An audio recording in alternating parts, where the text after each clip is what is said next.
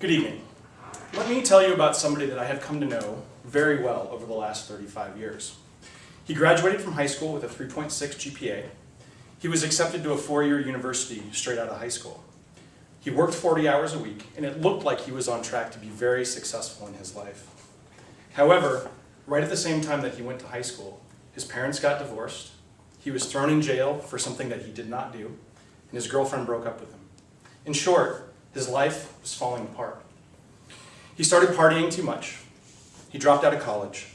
And he spent the next 15 years of his life trying to prove himself, not only to the people around him, but to himself, living under the specter of not having a college degree. You see, folks, there's a really big problem here in the United States, and that is not enough people who start their college education are able to finish it.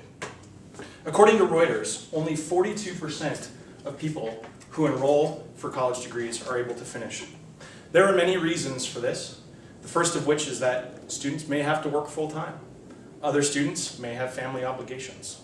Some just get lost in the shuffle. Let me tell you tonight that this is relevant to all of you.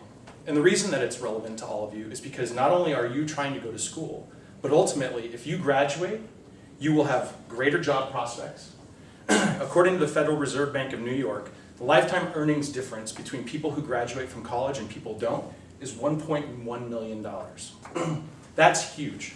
That's not only huge to you, but it's huge to the economy. If you were to add up the total earnings potential of all those people who don't graduate from college, you're talking about close to $30 billion. And that $30 billion goes a long ways to not only improving their lives, but the lives of the communities that they live in. That $30 billion would generate $5.5 billion in taxes that could be redistributed to communities.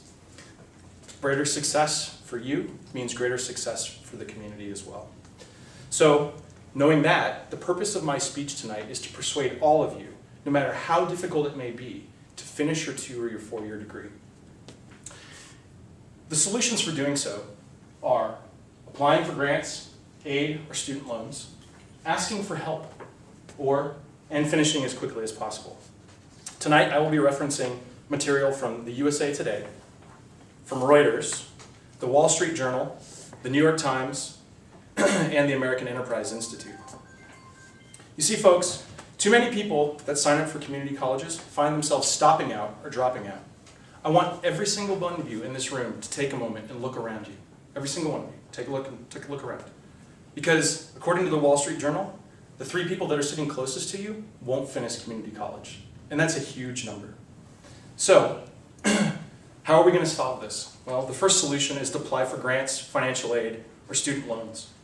According to the Federal Reserve of New York and USA Today, even though the average student loan debt is $23,000, taking on debt is actually okay and good. And the reason that it's okay and good is that as long as it's spent on school and living expenses that are necessary, the return on investment for that student loan is 15%. Year over year. 15% year over year. That's better than any investment out there, including stocks, bonds, and definitely cash that you stuff under your mattress. So, once you've got the money, the second solution is ask for help. Lots of people go to school and they're not prepared. The best way, once you get into school, to find yourself prepared is to seek out learning resources such as tutors, the computer lab, or other students that may help you. Once you've found a community, work with your school counselors to build a plan and set attainable goals. Goals that really make sense. Okay? And once you've got your goals and you're ready to transfer, select a transfer school that really, really works. Not something that's way out there in the stars, but something that works for you. Okay? And once you've found your transfer options, create a plan to get yourself there. Because the third solution, as pointed out over here, is to finish as quickly as possible. Because according to the Wall Street Journal, the longer you stay in school, the less likely you are to graduate. So, the sooner you complete school, the benefits are you have less student debt, you can start earning that $1.1 million much faster, and it's good for you, it's good for the nation, and it's good for the world. So in conclusion tonight, I'd like to restate that we have a huge problem here in the United States, and that is there are not enough people who start and finish their college degrees. So we went through the solutions, applying for grants and aids, asking for help, and finishing as quickly as possible. And you know what? I wish somebody would have told me these things when I got out of high school, because I know all too well the impact of not having a degree, because the person that I talked about at the opening of this is me. Thank you.